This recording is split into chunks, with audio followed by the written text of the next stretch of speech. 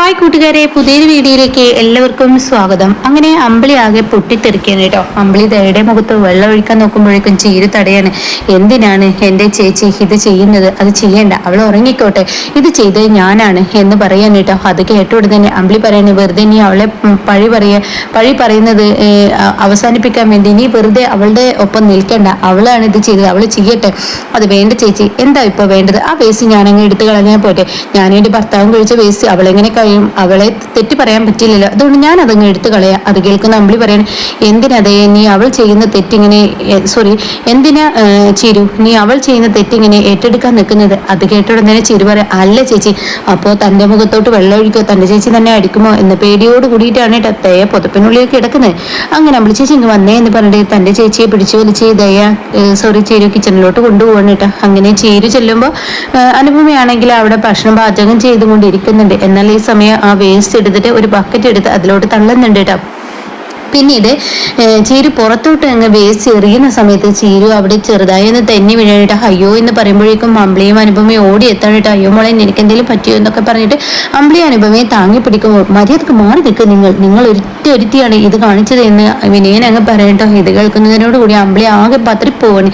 തനിക്ക് മിണ്ടാൻ കഴിയുന്നില്ല, ശബ്ദിക്കാനാവുന്നില്ല, ആകെ ഒരു ജാതിയായിരിക്കുന്നു. തനിക്ക് തന്നെ അമ്പിളി പറ്റിയതുപോലെ തൻ്റെ അടുത്ത് വെട്ടിത്തരം പറ്റിയോ എന്ന ആ ഒരു ഇതോടുകൂടി അമ്പിളി നിൽക്കുമ്പോൾ ഉടനെ വിനയന്റെ ആ വാക്ക് കേൾക്കുമ്പോൾ അനുപമക്ക് താങ്ങി കേട്ടോ. അനുഭവം പറയണം, വിനിയ നീ എന്തിനാ അമ്പിളി ചേച്ചിയെ കുറ്റം പറയുന്നത്? പിന്നെ ഇവര് കാരണല്ലേ ഇത് എന്റെ ഭാര്യയ്ക്ക് ഇത് വന്നത്, എന്റെ ഭാര്യയ്ക്ക് ഈ സ്ഥിതി ആയത് ഇവര് കാരണമാണ്, ഇവരൊറ്റയിരുത്തി കാരണമാണ്, ഇവരെന്റെ ഭാര്യയെ കൊണ്ട് വേസ്റ്റ് അടുപ്പിച്ചു എന്ന് പറയട്ടോ. ഇത് കേൾക്കുന്ന അമ്പിളി പറയണം, ഞാൻ ഒരിക്കലും വേസ്റ്റ് അടുപ്പിച്ചിട്ടില്ല. അത് കേട്ട ഉടനെ ചേച്ചി ഒന്നും മിണ്ടാതിരുന്നേ, വിനയ നീ നിന്റെ ഭാര്യയും കൊണ്ട് പോകാൻ നോക്ക് എന്ന് പറയട്ടോ. ചിരു നിനക്ക് എന്തെങ്കിലും കുഴപ്പമുണ്ടോ എന്നൊക്കെ ഇങ്ങനെ ചോദിക്കാണ്. മോളെ നീ ഉണ്ടെങ്കിൽ പറ, എന്റെ കുഞ്ഞിന് എന്തെങ്കിലും കുഴപ്പമുണ്ടോ എന്നൊക്കെ പറഞ്ഞിട്ട് അവിടെ നിന്നും ചിരുവിനെ താങ്ങി പിടിച്ച് വിനയനെ അങ്ങ് കൊണ്ടുപോകുന്നത് കാണുമ്പോൾ അമ്പിളി ആണെങ്കിലും വേണ്ടായിരുന്നു. തൻ്റെ അപ്പോഴത്തുള്ള ദേഷ്യം കൊണ്ട് താൻ അത് ചെയ്യിപ്പിച്ചപ്പോൾ ഗർഭിണിയായ ഒരു പെണ്ണ് വീണപ്പോൾ തനിക്കത് താങ്ങുന്നില്ല. അങ്ങനെ വല്ലാത്തൊരു മാനസികാവസ്ഥയിലാണ് കേട്ടോ ഈ പറയുന്ന അമ്പിളി. അങ്ങനെ വിനയൻ താങ്ങി പിടിച്ചു പോകുന്നത് കാണുമ്പോൾ രഘു ഉറക്കത്തിൽ നിന്ന് എണീറ്റ് വരികയാണ്. എന്താ വിനയ ഇവിടെ ഒരു ശബ്ദം? നിങ്ങളുടെ ഭാര്യ ഉണ്ടല്ലോ, ആ ഭാര്യ കാരണം എൻ്റെ ഭാര്യ വീണിരിക്കുന്നു. അത് കേട്ടോടുന്നത് എന്താ നീ പറഞ്ഞത്? അപ്പോഴേക്കും അമ്പിളി പുറത്തോട്ട് വന്നു കേട്ടോ. അപ്പോൾ തന്നെ അതെ, നിങ്ങളുടെ ഒറ്റൊരുത്തി ഭാര്യ ഉണ്ടല്ലോ, അവരൊറ്റൊരുത്തി കാരണം എൻ്റെ ഭാര്യ ഇപ്പൊ അവിടെ വെഴുക്കി വീണിരിക്കുന്നു. അത് കേട്ടോടെ തന്നെ ചിരു എന്താണ് ഇവർ പറയുന്നത്? നിങ്ങളുടെ ഭാര്യ ഒന്ന് അടക്കി നിർത്തിയാൽ നന്നായിരുന്നു എന്ന് വിനയം പറയുമ്പോൾ അപ്പോഴേക്കും ചിരുവിനോട് ചോദിക്കും, മോളെ എന്താ പറ്റിയത്? ഒന്നുമില്ല, ഞാൻ വേസ്റ്റ് പുറത്തോട്ട് ഇടാൻ പോയതാണ് എന്ന് പറയുമ്പോഴേക്കും വിനയം പറയണേ, നീ പറയണ്ട, ഞാൻ പറഞ്ഞോളാം. അപ്പോഴേക്കും അങ്ങ് ദേഷ്യം പിടിക്കാനിട്ടോ. ശരിക്കും രഘു എന്താടി ഞാൻ ഇവിടെ കേൾക്കുന്നത്? എന്താടി നീ ചെയ്യിപ്പിച്ചത്? ചീരുവിനെ കൊണ്ട് നീ എന്ത് പണിയാടി ചെയ്യിപ്പിച്ചത്? നിന്റെ അനിയത്തിമാരല്ലേ എന്ന് പറഞ്ഞ് ഒച്ച എടുക്കാനിട്ടോ. അത് കേൾക്കുന്ന അമ്പിളി പറയുന്ന രഘുവേട്ടാ, ഇവരിന്നലെ രാത്രി ഫുഡ് കഴിച്ചിരുന്നില്ല, അതിന്റെ വേസ്റ്റ് അവിടെ വെച്ചിരുന്നു. ഞാൻ ഇവളോട് ഒരിക്കലും പണിയെടുക്കാൻ പറഞ്ഞിട്ടില്ല, ഞാൻ ദയോടാണ് പണിയെടുക്കാൻ പറഞ്ഞത്. അവൾ പുതച്ചു മൂടി കെടുക്കാണ്. ഞാൻ ചിരുവിനോട് പറഞ്ഞതാണ് ദയെ കൊണ്ട് ചെയ്യിപ്പിക്കാൻ. എന്നാൽ ചീരു സ്വയം ഇഷ്ടത്തിനാണ്ട് ചെയ്തത്. അത് കേൾക്കുന്ന വിനയം പറയാം, അല്ല ഇവരെന്റെ ഭാര്യയെ കൊണ്ട് പണിയെടുപ്പിച്ചു എന്ന് പറയട്ടോ. ഇത് കേൾക്കുന്നതിനോട് കൂടി രഘുവിനെ അങ്ങ് ദേഷ്യം പിടിക്കണേ. നിന്റെ അനിയത്തിമാരില്ലടി, ഇതിനിപ്പോ എത്ര കുറ്റം കാണാനുണ്ടോ? നിനക്ക് ആ വേസ്റ്റ് അങ്ങ് എടുത്തു കളഞ്ഞാൽ തീരുന്ന പ്രശ്നമല്ലേ ഉള്ളൂ. അത് കേട്ട ഉടനെ അമ്പിളി പറയണം, അങ്ങനെ ആരുടെയും വിഴുപ്പ് ഇനി ചുമക്കാൻ കൊണ്ട് പറ്റില്ല. എൻ്റെ അനിയത്തിമാരാണെന്ന് കരുതി പലതും ഞാൻ ചെയ്തു കൊടുത്തു എന്ന് അവർക്ക് അതിന്റെ നന്ദിയൊന്നും എന്നോടില്ല എന്ന് അമ്പിളി പറയാനിട്ടാ. ഇതേ സമയം ഇവിടെ വിനയൻ അങ്ങ് ദേഷ്യം പിടിക്കുന്നത്, നിങ്ങളുടെ ഭാര്യ ഉണ്ടല്ലോ, ഇവരുടെ നാക്കൊന്ന് ഒതുക്കി നിർത്തൂ, എൻ്റെ കുഞ്ഞിന് എൻ്റെ മോൻക്ക് എന്തെങ്കിലും പറ്റിയിരുന്നു. അത് കേട്ട അമ്പിളിക്ക് അങ്ങ് ഉറങ്ങി തുള്ളാൻ കേട്ടോ. അപ്പൊ നിന്റെ ഭാര്യ വീണതല്ല നിനക്ക് പ്രശ്നം, നീ കുഞ്ഞിന്റെ കാര്യത്തിൽ ഇത്ര വേവലാതെയൊന്നും പറയണ്ട. നിനക്ക് അത്ര വലിയ സങ്കടവും സന്തോഷവും ഒന്നും ഇല്ലാത്തവനാണ്. കാരണം നീ നിന്റെ മക്കള് 2 പേരുണ്ടായിരുന്നു, 2 പെൺകുഞ്ഞുങ്ങൾ, അവരെ തിരിഞ്ഞു നോക്കാത്തവനാണ്. നീയാണോ അച്ഛൻ? ഇപ്പൊ നീ ഈ കെയറും കാര്യങ്ങളൊക്കെ കൊടുക്കുന്നത് ഇവളുടെ വയറ്റിൽ ആൺകുഞ്ഞാണെന്ന് കരുതിയിട്ടാണ്. പ്രസവം കഴിഞ്ഞാൽ അറിയാം നിന്റെ സ്വഭാവം എന്നൊക്കെ പറഞ്ഞ ഒച്ച എടുക്കാൻ കേട്ടോ. അതങ്ങനെ കേൾക്കുന്നതിനോട് കൂടിയിട്ട് വിനയൻ അങ്ങ് ദേഷ്യം പിടിക്കാണ്. ഈ പേ പിടിച്ച സ്ത്രീയുടെ നാക്ക്, ഇവരുടെ തെരുവ് തണ്ടികളെ പോലെയുള്ള ഇവരുടെ നാക്ക് ഒന്ന് നിർത്തുന്നുണ്ടോ എന്ന് പറയുമ്പോൾ, വിനയ നീ ഈ പെണ്ണുങ്ങളുടെ കാര്യത്തിൽ ഇടപെടണ്ട, നീ നിന്റെ കാര്യം നോക്ക്, ഇവളുടെ കാര്യം നീ നോക്കണ്ട. നിനക്ക് അഭയം തന്നതാണ് ഈ വീടിന്റെ ഏറ്റവും വലിയ തെറ്റ്. കാലെടുത്ത് കുത്താൻ ഒരു അഭയം തന്നപ്പോ നീ കിടന്ന് ചിലക്കണ്ടെന്ന് പറഞ്ഞ ഉടനെ ചിരു ഇടപെടേണ്ടിട്ടാ. ഞങ്ങൾ പെണ്ണുങ്ങൾ തമ്മിലുള്ള വഴക്ക് ഞങ്ങൾ തന്നെ തീർത്തോളാം. അത് കേട്ടോടെ തന്നെ രഘു പറയണ, എടി അത് നീ കുറച്ച് നേരത്തെ പറയുന്നത് നന്നായിരുന്നു, നിന്റെ ഭർത്താവ് എന്തിന് ഇതിൽ ഇടപെടുന്നു എന്ന് പറയുമ്പോൾ അവിടെ ഒന്നും മിണ്ടാനാവാതെ വിനയൻ ഇങ്ങനെ നിൽക്കാൻ കേട്ടോ. ആ സമയം രഘു അതൊന്നും പറഞ്ഞിട്ട് അങ്ങ് പോകുമ്പോൾ ചീരുവിന്റെ മുഖത്തോട്ടും വിനയന്റെ മുഖത്തോട്ടും അമ്പിളിങ്ങനെ ചിരിയോടുകൂടി നോക്കാനായിട്ട് തന്റെ ഭാര്യയെ സംരക്ഷിച്ചല്ലോ, ആ ഒരു സന്തോഷം അമ്പിളിയുടെ മുഖത്തുണ്ട്. പിന്നീടാണെങ്കിലോ രഘു പുറത്തോട്ട് പോകുമ്പോൾ ആ മാഷ് അവിടെ ഇരിക്കുന്നുണ്ട്. അപ്പൊ മാഷ് രഘുവിനോട് ചോദിക്കുക, എന്താണ് ഈ വീട്ടിൽ നടക്കുന്നത്? എന്തായാലും വലിഞ്ഞു കയറി വന്നവർ ഓരോരോ പ്രശ്നം ഉണ്ടാക്കുമ്പോൾ പിന്നെ എന്ത് ചെയ്യാനാണ്? അത് കേട്ടോടനെ മാഷ് പറയണേ, എന്താ രഘു നീ പറയുന്നത്, വലിഞ്ഞു കയറി വന്നവരെന്ന്? വിനയനും ചീരവും ദയൊക്കെ നിന്റെ അനിയത്തിമാരല്ലേ എന്ന് പറഞ്ഞ ഉടനെ അനുപമ അവിടെ ഇടപെട്ടുട്ടോ. അപ്പോഴേക്കും അനുപമ എത്താണ്, എന്താ പ്രശ്നം അച്ഛ എന്ന് ചോദിക്കുമ്പോൾ എന്താ മോളെ അകത്ത് നടക്കുന്ന, കുറെ നേരമായി അവിടെ നിന്ന് കലഹം കേൾക്കുന്ന, അത് ഈ വീട്ടിൽ എന്നുള്ളതല്ലേ? അങ്ങനെ പറയുമ്പോൾ ഇവിടെ തന്നെ രഘു പറയണേ, അതെ ഞാനൊരു കാര്യം പറയട്ടെ, എനിക്ക് എന്ന് വെച്ച് അമ്മാവൻ ഒരിക്കലും കുടുംബത്തിൽ നിന്ന് കിട്ടിയ ആ സ്വത്ത് ഞങ്ങൾക്ക് തരേണ്ട, ഒരിക്കലും അത് വേണ്ട. അതിന്റെ പേരിലാവും ഇനി അടുത്ത പ്രശ്നം. 5 മക്കൾക്കും ആ സ്വർണ്ണം അങ്ങ് പങ്കിട്ട് കൊടുത്തേക്ക്, ഇതോടുകൂടി ഈ പ്രശ്നത്തിന് ഒരു പരിഹാരമാവുമെന്ന് പറഞ്ഞ് രഘു അവിടെ നിന്ന് ഇറങ്ങി പോകുമ്പോൾ എന്താ മോളെ ഇവിടെ ഉണ്ടായതെന്ന് പറ എന്ന് പറയുമ്പോൾ അത് ഇന്നലെ രാത്രി ദയയും ചീരയും കൂടി കഴിച്ച ഭക്ഷണത്തിന്റെ വേസ്റ്റ് അവിടെ ഇട്ടിരുന്നു. അതിനെ ചൊല്ലി അമ്പിളി ചേച്ചിയല്ലേ വീട് വൃത്തിയിൽ കൊണ്ടുനടക്കുന്ന അമ്പിളി ചേച്ചിക്ക് ഇങ്ങനെയുള്ള കാര്യങ്ങളൊക്കെ ചെയ്യുമ്പോൾ ദേഷ്യമില്ല. അതിനെന്താ അവൾ ഇത്ര പറയാനുള്ളത്? അവളുടെ അനിയത്തിമാരല്ലേ, അവൾക്ക് അത് എടുത്ത് കളയായിരുന്നില്ലേ? അത് കേൾക്കുന്ന അനുഭവം പറയാണ്, അയ്യോ അച്ഛാ ഇനി അത് പറയല്ലേ, അത് ഇറച്ചിയുള്ള ഭക്ഷണങ്ങളല്ലേ, അതൊന്നും അമ്പിളി ചേച്ചിക്ക് പറ്റില്ലല്ലോ, എന്താണെങ്കിലും അവൾക്ക് അത് എടുത്ത് കളഞ്ഞാൽ ഇതിനോട് കൂടി ഈ പ്രശ്നം തീരില്ലേ? അത് കേൾക്കുന്ന ഉടൻ തന്നെ അനുപ പറയണ, അച്ഛാ അതിന്റെ പേരിൽ ഇനി അമ്പിളി ചേച്ചിയെ കുറ്റപ്പെടുത്തില്ല, അത് പറഞ്ഞാൽ അമ്പിളി ചേച്ചിക്ക് ദേഷ്യം പിടിക്കും, അതുകൊണ്ട് തന്നെ അമ്പിളി ചേച്ചി ഒന്നും പറയണ്ടേ, ഇതെവിടെ വിട്ടേക്ക് ഇക്കാര്യം, എന്തായാലും വന്ന് ഈ വീട്ടിൽ നിൽക്കാൻ പറ്റാത്ത അവസ്ഥയായി തീർന്നല്ലോ എന്നിങ്ങനെ മാഷി പറഞ്ഞ് അകത്തോട്ട് പോവാണ്.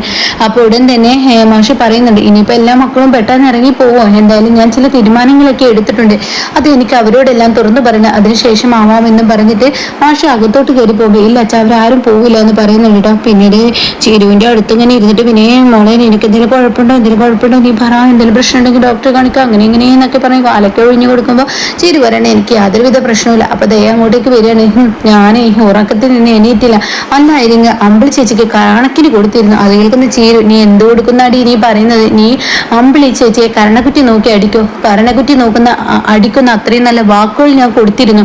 അത് കേട്ട ഉടനെ ഡി ചിലക്കാതെ, ഇന്നലെ നിന്റെ അടുത്താണ് തെറ്റുപറ്റിയത്, ഞാൻ തന്ന വേസ്റ്റ് നീ എന്തിനാണ് അങ്ങോട്ടേക്ക് കൊണ്ടുപോയിട്ട്? എനിക്ക് വയ്യാത്തത് കൊണ്ടല്ലേ ഞാൻ അവിടെ കൊണ്ടേ കളയാൻ എന്നോട് ആവശ്യപ്പെട്ടത്, അല്ലെങ്കിൽ ഞാൻ തന്നെ കഴിച്ചത് അവിടെ കൊണ്ടേ കളഞ്ഞിരുന്നു. എന്നാൽ ഈ പ്രശ്നത്തിന് ഒരു പ്രശ്നം ഉണ്ടായിരുന്നില്ല. അമ്പിളി ചേച്ചിയുടെ ഭാഗത്ത് നിന്ന് നോക്കിയാൽ ശരി തന്നെ, അവരെത്ര കഷ്ടപ്പെട്ട് വീട് വൃത്തിയാക്കി നടക്കുന്ന കിച്ചണിലോട്ട് കയറാൻ പറ്റാത്ത സ്മെല്ലായിരുന്നു. അത് കേൾക്കുന്നതിനോട് കൂടിയിട്ട് അങ്ങ് ദയ പറയണം, അതെ അവരുടെ മാത്രം വീടെന്നല്ല നമ്മുടെ വീടാണ്, അങ്ങനെയൊന്നും പറയാൻ പറ്റില്ല ദയെ, നീ നിന്റെ അമ്മയുടെ സ്ഥാനത്ത് കാണുന്ന നമ്മുടെ വെല്ലിയേച്ചിയാണ്, ഇവര് എന്നൊന്ന് സംസാരിക്കാൻ നിൽക്കണം, നീ നിർത്തുന്നുണ്ട് ദയെ എന്ന് പറഞ്ഞ് ചിത്ത പറയണേട്ടാ. എന്നിട്ട് ചിരി പറഞ്ഞു, ഇനി ഇവിടെ നിൽക്കണ്ട വിനയേട്ടാ, നമുക്ക് പോവാം. അതെങ്ങനെ ശരിയാവും, നമുക്ക് സ്വത്തിന്റെ കാര്യത്തിൽ ഇടപെടേണ്ടേ? അപ്പോൾ ഉടൻ തന്നെ വിനയൻ ഇങ്ങനെ ആലോചിക്കുന്നുണ്ട്, ഈശ്വര തമ്പായി വന്നാൽ ഇനി പ്രശ്നം ഉണ്ടാകും, നമുക്ക് കിട്ടേണ്ടത് കിട്ടില്ലല്ലോ ഈശ്വര, എന്ത് ചെയ്യുന്നൊക്കെ ചിന്തിക്കുമ്പോൾ വിനയേട്ടൻ എന്താ ചിന്തിക്കുന്നത്? ഒന്നുമില്ല, എന്നാൽ വിനയേട്ടൻ ഡ്രസ്സ് മാറാൻ നോക്കും, വീട്ടിലോട്ട് പോവാം. രഘുവേട്ടനും അമ്പിളി ചേച്ചി നമുക്കൊക്കെ ഒരുപാട് വേണ്ടി കഷ്ടപ്പെട്ടിട്ടുണ്ട്, ആ കഷ്ടപ്പാടും യാതനയും വേദനയും ഒന്നും നമ്മൾ മറന്ന് സംസാരിക്കരുത്. അതുകൊണ്ട് അവർ ആ സ്വർണം കൊണ്ട് രക്ഷപ്പെടുകയാണെങ്കിൽ രക്ഷപ്പെട്ടോട്ടെ, ഒരിക്കലും അവരെ കുറ്റപ്പെടുത്തരുത്, അത് തെറ്റാണ്. അതുകൊണ്ട് ദയ നീ ഡ്രസ്സ് മാറി എന്നും പറഞ്ഞിട്ട് അവിടെ നിന്ന് ദയെ വിളിച്ചിറങ്ങാൻ നോക്കുമ്പോൾ ഉടൻ തന്നെ വിനയം ചിന്തിക്കുകയാണ്, ഈശ്വര തമ്പായി വരാതിരുന്നാൽ മതിയായിരുന്നു, തമ്പായി വരാതിരുന്നാൽ രക്ഷപ്പെട്ടു. അതുപോലെ തന്നെ ആ സ്വർണം എന്തായാലും എനിക്കും കൂടി കിട്ടിയെങ്കിൽ എന്നുള്ളത് കേട്ടോ, പങ്കുവെച്ച് തരികയാണെങ്കിൽ എനിക്കും കൂടി തന്നെങ്കിൽ നന്നായിരുന്നു എന്നിങ്ങനെ ചിന്തിക്കുന്നത്. അപ്പൊ ചീരോധനടക്ക് പറയുന്നുണ്ട്, അച്ഛൻ നമുക്ക് തരാനുള്ളതാണെങ്കിൽ അച്ഛൻ നമ്മുടെ വീട്ടിലോട്ട് കൊണ്ടുവന്നു വരും, എന്തായാലും ഇനി സംസാരം വേണ്ട, മാറ്റിയേക്ക് എന്നും പറഞ്ഞ് എല്ലാവരും പിരിയുന്നു കേട്ടോ. പിന്നീട് അർഷയെ കാണിക്കുന്ന ആർഷയ്ക്ക് മൊത്തത്തിൽ പരിഭ്രാന്തിയാണ്, മൊത്തത്തിൽ ആവശ്യതയാണ് അർഷയെ കാണിക്കുന്നത്. അർഷയ്ക്ക് നിൽക്കാനും ഇരിക്കാനും കഴിഞ്ഞില്ല, മൊത്തത്തിൽ എന്തൊക്കെയോ അസ്വസ്ഥത. അർഷയ്ക്ക് സുശീല വെള്ളം കൊടുക്കുന്നു. അപ്പൊ രവി നീ ഒന്ന് ചെല്ല്, നീ ഒന്ന് ഡോക്ടറെ കാണിക്കുക, അർഷയുടെ പരവേശം കാണുമ്പോൾ ബുദ്ധിമുട്ട് തോന്നുന്നു. എന്നിട്ട് രവി ചോദിക്കുന്നുണ്ട്, അർഷ നിനക്ക് എന്താ പ്രശ്നം? എനിക്കറിയില്ല, കുഞ്ഞിന്റെ ഇളക്ക് അറിയുന്നില്ല, അതുപോലെ തന്നെ എനിക്ക് നെഞ്ചിലോട്ട് എന്തൊക്കെയോ ഉരുണ്ട് കയറി, എനിക്ക് മൊത്തത്തിൽ പറയാനറിയാത്ത പ്രശ്നങ്ങളാണെന്ന് പറയാനിട്ട്. അപ്പോൾ ഉടൻ തന്നെ സുശീല പറയണേ, എന്തായാലും ഡോക്ടർ ഇതുവരെ റൗണ്ട്സിന് വന്നില്ല, എന്തായാലും നീ ചെന്ന് രവി കാര്യങ്ങൾ അവരോട് പറ എന്നും പറഞ്ഞിട്ട് അവിടെ നിന്നും രവിയെ പറഞ്ഞു വിടുമ്പോൾ വാതിലാരെ തട്ടുന്നു. അപ്പൊ രവി ഉടൻ തന്നെ തുറന്നു കൊടുക്കുമ്പോൾ ഡോക്ടറായിട്ടോ, ഡോക്ടർ വന്ന പാട് എന്താ ഡോക്ടർ എന്നൊക്കെ എന്നെ ചോദിച്ചിട്ട് സംസാരം തുടങ്ങുകയാണ്. അപ്പൊ രവി പറയുന്നുണ്ട്, ഞാൻ ഡോക്ടറെ കാണാൻ അങ്ങോട്ടേക്ക് വരായിരുന്നു, എന്നാൽ ഞാൻ എത്തിയില്ലേ, ഇനി എന്താ പ്രശ്നം ഹർഷേ, എന്തെങ്കിലും പ്രശ്നമുണ്ടോ? ഹർഷ പറഞ്ഞു, എനിക്ക് നെഞ്ചിലോട്ട് ഒരു സാധനം ഉരുണ്ട് കയറുന്നു, മൊത്തത്തിൽ ഒരു അസ്വസ്ഥത, കുഞ്ഞിന്റെ അയാളൊക്കെ അറിയുന്നില്ല, എനിക്ക് എന്തോ അറിയില്ല എന്നൊക്കെ ഇങ്ങനെ പറയുമ്പോൾ അവിടെ തന്നെ പേടിക്കാനൊന്നുമില്ല ഹർഷ, എന്തിനാ ഇങ്ങനെ പേടിക്കുന്നത്, അതിന് മാത്രമൊന്നുമില്ലല്ലോ, ഞങ്ങളൊക്കെ ഇവിടെയല്ലേ, പിന്നെ എന്തിനാ താൻ പേടിക്കുന്നത് എന്നും പറഞ്ഞിട്ട് രവി നീ ഒന്ന് വന്നേ എന്ന് പറഞ്ഞ് രവിയെ വിളിച്ചു വരുത്തുന്നുണ്ട് കേട്ടോ. ഇത് കേൾക്കുന്നതിനോടുകൂടി ഹർഷയുടെ നെഞ്ചിടിപ്പ് കൂടി, ഈശ്വര പെട്ടല്ലോ എന്നുള്ള നെഞ്ചിടിപ്പ്. എന്നിട്ട് സുശീലയോട് പറയുന്നുണ്ട്, അമ്മേ സുശീലാൻറ്റി, ഇനിയിപ്പോൾ രവേട്ടൻ എന്നോട് മറച്ചു വെക്കുമോ, എന്തെങ്കിലും പ്രശ്നം എനിക്കുണ്ടാകുമ്പോൾ അങ്ങനെയൊന്നും ഉണ്ടാവില്ല എന്ന് പറയുന്നത്. പിന്നീട് ഡോക്ടർ പറയണേ, രവി കുറച്ച് പ്രശ്നങ്ങളുണ്ട് ഹർഷയിൽ പ്രശ്നങ്ങളില്ല എന്ന് ഞാൻ പറയുന്നില്ല, പക്ഷേ അത് കേട്ട് നീ പേടിക്കാനും പാടില്ല, നീ വേണം ഹർഷയ്ക്ക് ധൈര്യം കൊടുക്കാനും, 1-2 ടെസ്റ്റുകളും കഴിയണം, എന്തായാലും ഒരു പെട്ടെന്ന് സർജറി വേണ്ടി വരും. അത് കേട്ടോടും തന്നെ രവി പറയാണ്, സർജറി വേണമെങ്കിൽ ഇപ്പൊ തന്നെ അങ്ങ് സർജറി ചെയ്താൽ പോരെ. അത് കേട്ട ഡോക്ടർ പറയാം, അത് പറ്റത്തില്ല, 2-3 ടെസ്റ്റുകൾ കഴിഞ്ഞാൽ ഞാൻ ഹർഷയുടെ പ്രശ്നം എന്താണെന്ന് പറയാം, ഹർഷയ്ക്ക് കുറച്ച് സീരിയസ് ആയ പ്രശ്നം തന്നെ ഉണ്ട് എന്ന് പറഞ്ഞിട്ട് ഇത് കേൾക്കുന്ന രവിക്ക് ആകെ നെഞ്ചിടിപ്പ് തുടങ്ങുകയാണ്. ഇനി എന്ത് എന്നുള്ള ആ വേവലാതിയോടുകൂടി രവി ഇരിക്കുന്നുണ്ട് കേട്ടോ. അപ്പോഴാണ് തൻ്റെ കുഞ്ഞമ്മ അങ്ങോട്ടേക്ക് കയറി വരുന്നത്. രവി ഉടൻ തന്നെ, കുഞ്ഞമ്മ എന്തിനാ അങ്ങോട്ടേക്ക് വന്ന്, കുഞ്ഞമ്മക്ക് സുഖമില്ലാതിരിക്കുന്ന ഈ സമയത്ത് കുഞ്ഞമ്മ അങ്ങോട്ടേക്ക് വരേണ്ട ആവശ്യമുണ്ടോ, അത് കേട്ടുടനെ ഞാൻ വന്നത് വെറുതെ ഒന്നല്ല, എന്നാൽ ഈ സമയം ഹർഷയുടെ വിവരം എന്തെന്നൊക്കെ കുഞ്ഞമ്മ ചോദിക്കാൻ കേട്ടോ. അപ്പോൾ തന്നെ പറയണ ഡോക്ടർ ഇങ്ങനെയൊക്കെ പറഞ്ഞു, ഹർഷ ഇന്ന് രാവിലെ മുതൽ കുഞ്ഞിനെ ഇളക്കമില്ല എന്നൊക്കെ പറയുന്നു. അത് കേൾക്കുന്ന കുഞ്ഞു പറയാണ്, ഈശ്വര എങ്കിൽ പേടിക്കേണ്ടിയിരിക്കുന്നു, കുഞ്ഞിന് ഇളക്കമില്ല എന്ന് പറഞ്ഞാൽ ഇനിയിപ്പോ പേടിക്കേണ്ടിയിരിക്കുന്നു എന്ന് പറഞ്ഞ ഉടനെ രവി പറയാണ്, അറിയില്ല കുഞ്ഞുമ്മ ഇനി എന്താ ചെയ്തത്, എന്നാൽ ഡോക്ടർമാരുടെ അടുത്തോട്ട് ചെല്ല്, ഡോക്ടറോട് പറഞ്ഞു ഈ വിവരങ്ങളൊക്കെ, പക്ഷെ അവരൊന്നും ചെയ്യുന്നില്ല, എന്താ സർജറി ചെയ്ത് ഇനി എന്തിനാ താമസിക്കുന്നത്, കുഞ്ഞിനെ എടുത്തോട്ടെ. അപ്പോഴും പറയാണ്, അവരൊന്നും പറയുന്നില്ല, എന്താ ഇനി ചെയ്യേണ്ടതെന്ന് അറിയുന്നില്ല എന്നൊക്കെ ഇങ്ങനെ പറയുമ്പോൾ ഉടൻ തന്നെ ഈ ഡോക്ടർമാർ എങ്ങനെയാണ് അവരുടെ കയ്യിൽ ഈ പറയുന്ന ആളുകളെ കിട്ടി അവരുടെ ഇത് ഇങ്ങനെയാണെന്നൊക്കെ പറയാനായിട്ട്. അപ്പോൾ ഉടൻ തന്നെ ഡോക്ടർ വന്നത് പോയതിന് ശേഷമാണോ ഹർഷ കുഞ്ഞിനെ ഇളക്കമില്ല എന്ന് പറഞ്ഞത്? അവിടെ തന്നെ രവി പറയണ, അല്ല അതിനു മുന്നെയാണ്. എന്നെ പേടിക്കണ്ട എൻ്റെ രവി, അത് ഡോക്ടർമാർ ഇങ്ങനെയൊക്കെ പറഞ്ഞ് പേടിപ്പെടുത്തുക. അത് കേൾക്കുന്ന രവി പറയാം, അല്ല ഹർഷയ്ക്ക് എന്തോ പ്രശ്നമുണ്ട്, അവൾ ഇന്ന് രാവിലെ മുതൽ പറയുന്നുണ്ട് ഡോക്ടറുടെ സംസാരത്തിൽ പ്രശ്നമുണ്ട് എന്ന് പറയുമ്പോൾ കുഞ്ഞമാകെ ഞെട്ടി നിൽക്കണേട്ടോ. അപ്പൊ എന്തായാലും ഹർഷയ്ക്ക് താൻ ചെയ്ത പാപത്തിന്റെ കറ ഇനി കണ്ണീരിന്റെ നാളുകളായി മാറുന്ന ആ അവസ്ഥയിലോട്ട് തന്നെയാണ് കേട്ടോ ഇനി ഹർഷ പോകുന്നത്.